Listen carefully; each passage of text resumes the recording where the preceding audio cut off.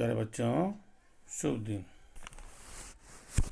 बच्चों, 3.2 का ये प्रश्न नंबर 10 है। इसमें हमें x का मान भी निकालना है, y का मान भी निकालना है, z का मान भी निकालना है और t का मान भी निकालना है। अच्छा प्रश्न है। दो पक्ष दिए हैं, बाएं पक्ष में आयु दिया हुआ है और दाहिने पक्ष में आयु दिया है।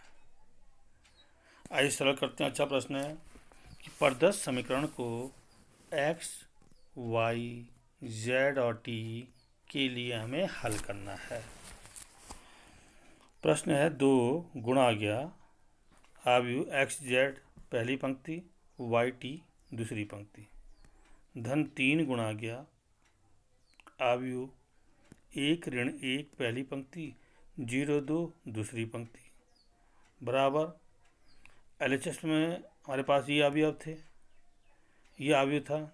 अब RHS का अवयव है 3 गुणा गया अवयव 3 5 पहली पंक्ति और 4 6 दूसरी पंक्ति। ये आपके पास प्रश्न है। तो पहले तो हम इसे सिंपल करेंगे कि अचर राशि का पहले अवयव में गुणा कर देंगे। 2 का गुणा x z में पहले अवयव में, 3 का गुणा, फिर 3 का गुणा। आइए करते हैं। तो 2 का गुणा हमने x z y t अवयव में किया। तो x z पहली पंक्ति और y t दूसरी पंक्ति। आपको मालूम है कि जब अचर राशि का गुणा किसी अवयव में होता है तो वह उसके प्रत्येक अवयव के साथ गुणा होता है। तो 2 का गुणा x में होगा, फिर 2 का गुणा z में होगा, 2 का गुणा y में होगा और 2 का गुणा t में होगा।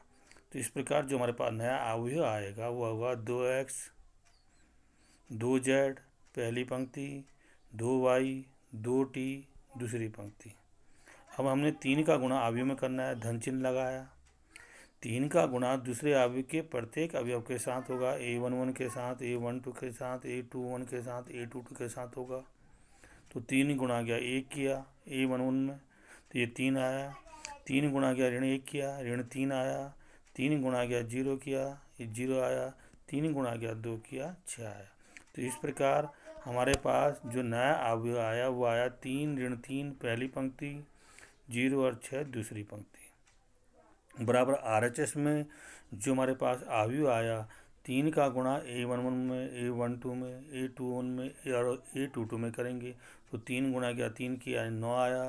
3 गुणा गया 5 किया, ये 15 आया। 3 गुणा गया 4 किया, ये 12 आया और 3 गुणा गया 6 किया 18 आया। तो इस प्रकार हमारे पास RHS में एक नया अवयव निकल के आया। ये हुआ 9 15 12 और 18। हमने पहले LHS के जो अवयव हैं उनमें योग की क्रिया कर लेते हैं, यानी संगत अवयवों को जोड़ लेते हैं। तो पहले अवयव का जो a11 है वो 2x है, दूसरे अवयव का जो a11 है वो 3 है। तो ये हो गया 2x धन 3। जो नया हमारा अवयव बना LHS में वो उसका जो a11 हुआ वो हुआ 2x धन 3। इसी प्रकार 2z का जो संगत अवयव है दूसरे अवयव में वो ऋण 3 है। तो ये हो गया 2z ऋण 3 a12 की जगह। a21 में पहले अवयव का जो a21 है वो 2y है और दूसरे अवयव का जो a21 है वो 0 है। तो 2y धन 0 हो गया। a22 पहले अवयव का 2t है, दूसरे अवयव का 6 है। तो ये हो गया 2t धन 6। तो इस प्रकार जो हमारे पास नया अवयव निकल के आया वो हुआ 2x धन 3 a11, 2z ऋण 3 a12, 2y धन 0 a21 और 2t धन 6 ये a22 आ गया। अब बराबर हमारे पास आ गया 9 a11, a12 15, a21 12 और a22 18। ये दूसरा अवयव आया, ये हमारे RHS में हमारे पास अवयव है। अब आपको मालूम है बीच में हमारे पास बराबर का चिन्ह है, तो इसका अर्थ हुआ कि LHS बराबर RHS, यानी बाएं पक्ष का जो अवयव है वो दाहिने पक्ष के अवयव के बराबर है। इसका अर्थ क्या है कि हमारे पास जो अवयव हैं समान हैं।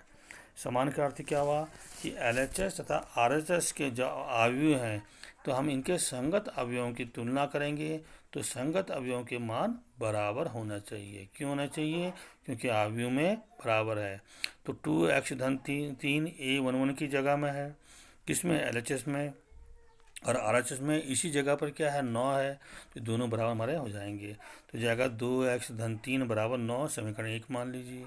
इसी प्रकार A12 LHS में क्या है 2z माइनस 3 है, RHS में कितना है 15 है, तो ये आएगा 2z ऋण 3 बराबर 15, समीकरण नंबर 2 हो गया। इसी प्रकार हमारे पास A21 LHS में कितना है 2y है, और RHS में कितना है 12 है, तुलना करेंगे तो 2y बराबर 12 हो जाएगा, समीकरण नंबर 3 निकल आ जाएगा ये। इसी प्रकार हमारे पास A22 LHS में कितना है 2t धन 6 है, और RHS में कितना है 18 है, तो 2t धन 6 बराबर हमारे पास 18 हो जाएगा, ये समीकरण नंबर 4 हो जाएगा। अब हम समीकरण 1 को हल करेंगे। तो समीकरण 1 क्या है, यह है 2x धन 3 बराबर 9 है, 2x धन 3 बराबर 9 है, हल किया तो ये हो गया 2x बराबर 9 ऋण 3, तो ये हो गया 2x बराबर 6, तो हल किया तो हमारा ये आ गया, ये इम्प्लाइज हुआ x बराबर 6/2, तो यहाँ से आपका निकल के आ गया x बराबर 3। अब समीकरण नंबर 2 से देखेंगे। समीकरण 2 बोलता है कि 2z ऋण 3 बराबर 15, इसे हल किया तो ये हुआ 2z बराबर 15 धन 3, तो 2z का मान कितना आ गया आपका, 2z का मान निकल के आ गया आपका 18, तो 2z बराबर 18 हुआ, तो z का मान कितना आ गया 18/2, तो यहाँ से z का मान 9 निकल के आ गया। समीकरण 3 क्या बोलता है, समीकरण 3 बोलता है 2y बराबर 12, सरल किया तो y बराबर हमारा कितना हो गया 12/2, तो यहाँ से y का मान 6 निकल के आ गया। अब समीकरण नंबर 4 देखेंगे, क्योंकि सारे मान निकल आए हमारे पास, x का मान निकल आया, z का मान निकल के आया, y का मान निकल के आया, t का मान निकल के नहीं आया।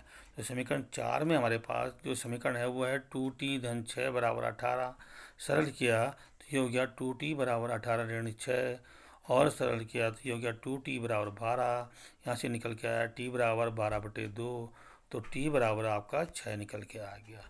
तो इस प्रकार प्रश्न नंबर 10 में x बराबर 3 निकल के आया, y बराबर 6 निकल के आया, z बराबर 9 निकल के आया, और t बराबर 6 निकल के आ गया।